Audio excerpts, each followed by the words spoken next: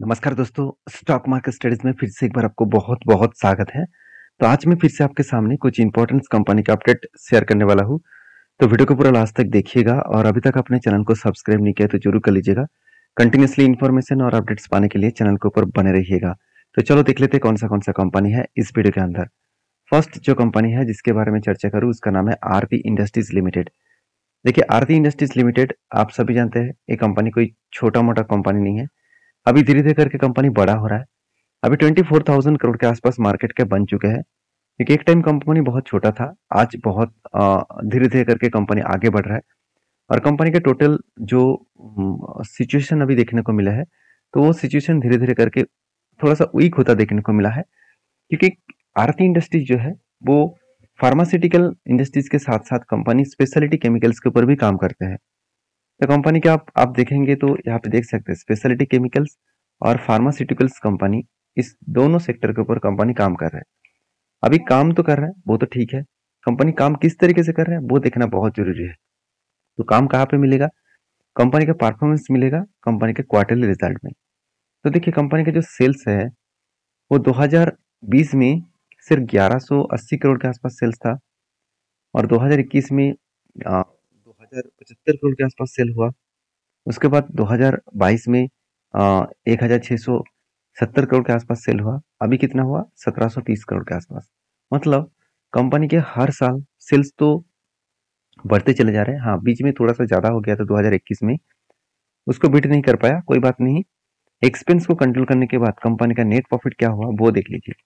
Net profit 169 से लेकर 725, उसके बाद 137, उसके बाद 124। मतलब कंपनी का जो प्रॉफिटेबिलिटी ग्रोथ था वो कम होता देखने को मिले, धीरे धीरे करके कम होता देखने को मिला है। तो मेरे हिसाब से एक डाउन साइड का फॉल देखने को मिला इस कंपनी के ऊपर। अभी एज ए इन्वेस्टर इस कंपनी के ऊपर एज ए इन्वेस्टर के बारे में बात करूँ तो चाहे प्रोमोटर हो, चाहे एफएस हो, चाहे डीएस हो, चाहे पब्लिक हो, हर किसी के पास आपको अच्छा खासा इन्वेस्टमेंट और होल्डिंग्स आपको देखने को मिल जाएगा। तो बेस्ट तरीके से आप इन्वेस्टमेंट इस कंपनी के ऊपर देखने को मिले। बाकी इस कंपनी के ऊपर जो बैलेंस शीट है, वो बैलेंस शीट को आप नोटिस करेंगे तो कंपनी के जो रिजर्व है वो 500 करोड़ से 4800 करोड़ तक बन चुके हैं। अर्निंग्स के बारे में बात करें तो 600 करोड़ से 3000 करोड़ तक बन चुके हैं और साथ ही साथ कंपनी का CWIP जो 54 करोड़ था वो बढ़ के 1000 करोड़ तक हो चुके हैं। मतलब कंपनी खुद के जो बिजनेस है उस बिजनेस में अच्छा खासा पैसा लगा रहा है। अभी क्वेश्चन ये आएगा कि कंपनी का जो बोरिंग्स है, अभी जो 3200 करोड़ का कर्जा है, वो कर्जा देने के लिए का क्या कंपनी के हाथ में पैसा है, खुद के हाथ में पैसा है, वो देखना बहुत जरूरी है। तो उसके लिए आपको देखना है कैश इक्विपमेंट। तो कैश इक्विपमेंट जो है तो उसको देखेंगे तो कितना पैसा है? 430 करोड़ और कंपनी कर्जा कितना लिया? 3000 करोड़। मतलब खुद के पैसे से, खुद के जेब के पैसे से वो कर्जे को मिटा नहीं पाएंगे। तो इस बात को भी आपको याद रखना है। बाकी इस कंपनी के ऊपर एज ए इन्वेस्टर वो क्या कर रहे हैं वो देख लीजिए। इंस्टीट्यूशन जैसे म्यूचुअल फंड ने क्या किया, 8% के आसपास होल्डिंग किया और एफआईएस के पास क्या किया, एफआईएस के पास 10% के आसपास होल्डिंग्स है।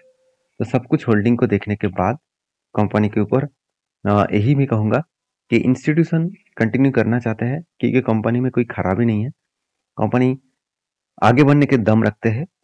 तो इसीलिए एक ट्रेड भी बना था इस कंपनी के ऊपर, जैसे शोल्डर कम हेड कम शोल्डर बना और फाइनली यहाँ पे ब्रेकआउट हुआ। ब्रेकआउट होने के बाद धीरे धीरे करके वो ऊपर भी गया और फाइनली इस लेवल को टच किया और एक टारगेट को भी अचीव किया। तो 22% के आसपास यहाँ पे टारगेट को अचीव किया। बेस्ट तरीके से यहाँ पे टारगेट को यहाँ पे कंपनी ने क्या किया, अचीव किया। तो मेरे हिसाब से एक बेस्ट तरीके से एंट्री लेवल था और बेस्ट तरीके से टारगेट को भी वो अचीव किए। बाकी आपके क्या ओपिनियन है जरूर मुझे कमेंट्स करके बताना। नेक्स्ट जो कंपनी है उसका नाम है आरती इंडस्ट्रीज। देखिए सॉरी माफी चाहता हूँ, उसका नाम है एस्ट्रल लिमिटेड। देखिए एस्ट्रल लिमिटेड फाइनली उस लेवल को ब्रेकआउट कर चुके हैं जो इतने दिनों से जिस लेवल का मैं इंतजार कर रहा था। वो लेवल कौन सा है चलो मैं आपको दिखा देता हूँ।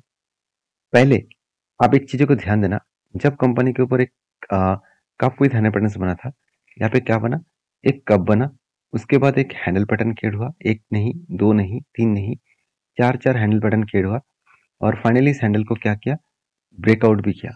तो फाइनली इस हैंडल को ब्रेकआउट किया और ब्रेकआउट होने के बाद वो धीरे धीरे करके क्या कर रहा है, ऊपर जाने का कोशिश कर रहे हैं। तो धीरे धीरे करके वो ऊपर जाने का कोशिश करेंगे और यहाँ तक वो होल्ड अगर कर पाए तो मुझे इस जगह तक जो टारगेट मिलेगा वो 33% के आसपास है।